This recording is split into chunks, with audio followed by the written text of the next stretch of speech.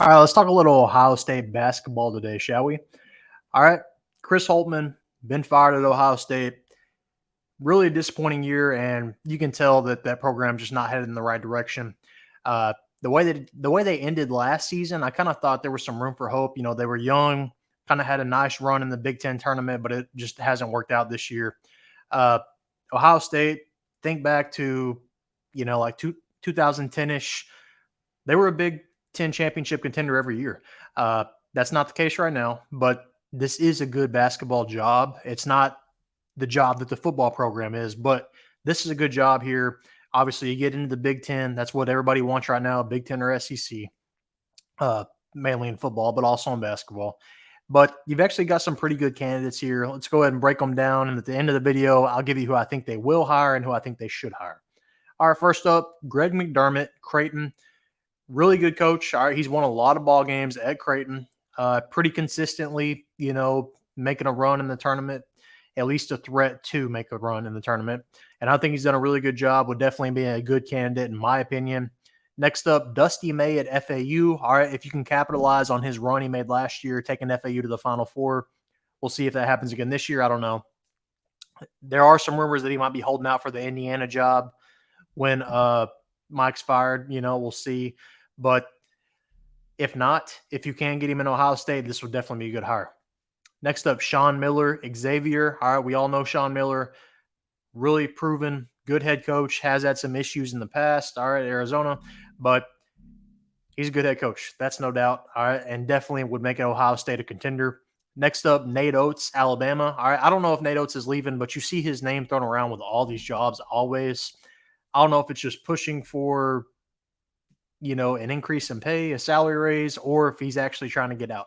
I don't know, but if you could pull in Nate Oats, he's definitely a good coach. Next up, Mick Cronin, UCLA. All right, similar situation. I don't know if he's leaving UCLA. It has been said this year and shown that he has issues with kind of UCLA's department and kind of what they're doing to fund the basketball team of sorts and kind of giving him some more help when it comes to NIL. But Mick Cronin, proven good head coach, all right, can make a run. That's no doubt. All right. But UCLA is kind of one of the premier jobs in basketball. So I don't know if he's necessarily leaving. Next up, Lamont Paris, South Carolina, kind of the guy right now, probably the coach of the year. Definitely a young up-and-comer. All right. You could capitalize on that. But looking outside of this year, he's a little over 500 as a coach. So I don't know if, how thick his resume is. It's a little slim looking at his resume. So do you capitalize on this year? Is it just this year? Can he run it back? We'll see, So this is one of the names that's at the top of the list at the moment from what I've heard, but who knows? Next up, Anthony Grant at Dayton. All right, he's won a lot of ball games at Dayton. Think back to that COVID year. All right, that was kind of a year where Dayton might have could have made a Final Four run. Has been at a power level before. You'll remember he was the head coach at Alabama, been the head coach at VCU as well. Definitely an interesting name. All right, he's a good head coach, but it didn't work out that much at Alabama. So will it work at Ohio State? That I don't know. Next up, Chris Mack, formerly at Louisville, got fired there, and also at Xavier before that.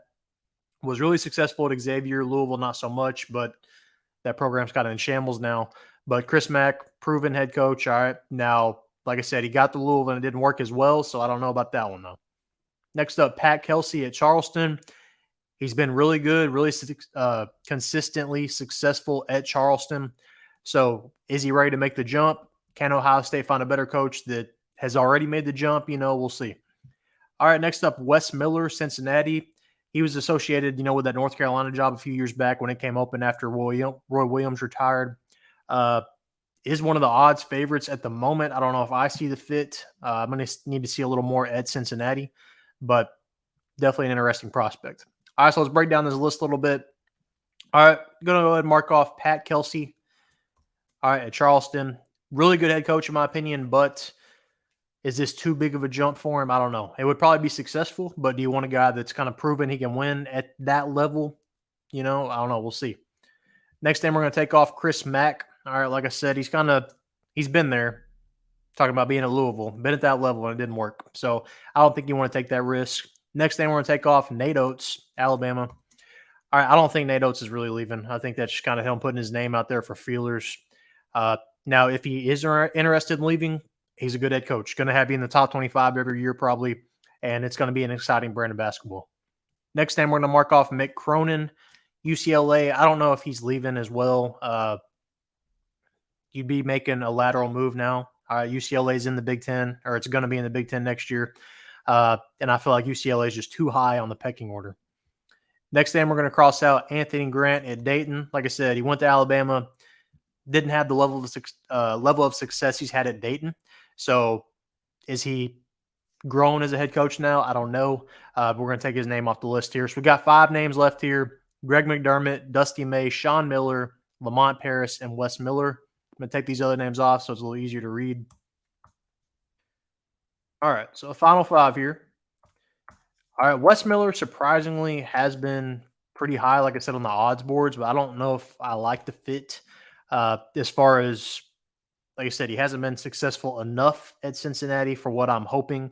If these other guys are realistic on this list, they have kind of reached a higher tier, I would say.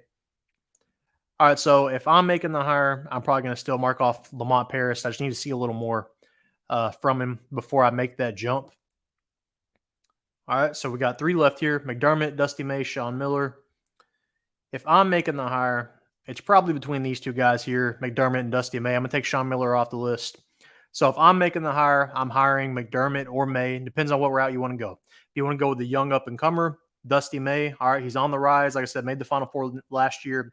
If you want to hire the proven guy who is probably ready to make that jump, proven he can win at Creighton, that means he can probably win at Ohio State, you hire McDermott. Now, who do I think they're going to hire? I think it's probably going to be Lamont Paris. That sounds like the guy at the moment, but don't be shocked if Wes Miller sneaks in there as well. But those are my thoughts on this job opening. Let me know yours. Who do you think they hire? Who do you think they should hire? Who do you think they will hire? Let me know. Comment down below. Make sure to like this video. Most importantly, subscribe.